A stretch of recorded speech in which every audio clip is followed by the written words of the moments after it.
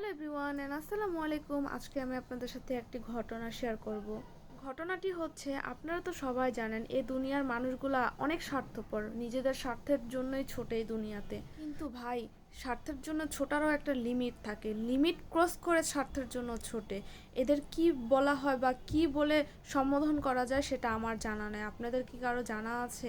যখন নিজের স্বার্থের উপরে আঘাত পড়ে তখনই বোঝা যায় তার রূপ কয় প্রকার, কি কি ও কি ধরনের। নিজের স্বার্থ হাসিল না হলে মানুষের সাথে খারাপ ব্যবহার করতে এক চুল পরিমাণও ভাবে না যে আমি মানুষের সাথে খারাপ ব্যবহার করতেছি কেন। কারণ ওই যে নিজের স্বার্থের মধ্যে আঘাত পড়েছে, তাই মানুষের সাথে যেমন ইচ্ছা তেমন করতেছে।